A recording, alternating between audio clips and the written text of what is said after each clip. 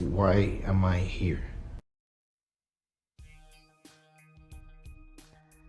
Me, straight brunette hair and a body that I've seen Robin Marbles modeled after. I hoped I would see her again, and the next day, I did. She drove a new Hyundai Tiburon, much more commanding of attention than my mom's white Dodge Intrepid. Tiburon means shark in the Spanish, and I was reminded of one night in Mexico that Carmen took me out and we both had shark fin soup. It had a weird consistency, but I stomached it just to say that I've tried the controversial dish. The girl who drove that jet black car applied to be a delivery driver. Jennifer Suzanne Gans. She was 19 years old.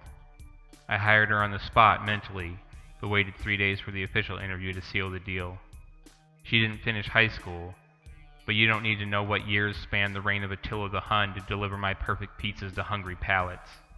Plus, she was just gorgeous, and that counted for something with me. Her tip average would surely be stellar. Aaron wanted to take a break from the demanding closing hours, so I gave those hours to Jennifer. I was a professional and maintained a healthy employer-employee relationship. I took to sleeping in the store or my car 3 or 4 nights a week to save the drive time and gas money. Mom's house was 45 minutes south. Just like at Lake Havasu Landing, I hated the transportation aspect of work. My wage of $10.50 an hour to manage the store didn't last long in Laughlin, Nevada, a shorter 30-minute drive away, 25 if I pushed the speed limit. If I wasn't working or hitting on the Chili's waitress, I was in a casino. My gambling was incessant. The Chili's waitress was reminiscent of a shorty Paris Hilton, complete with her own catchphrase, "That's chill," instead of saying "that's hot" like the hotel heiress made famous on the reality show The Simple Life. She would wind up being lover number 9 after a drunken mountainous accident. While I was savoring one of my twice daily $12 martinis, she asked me if I wanted to go out after work.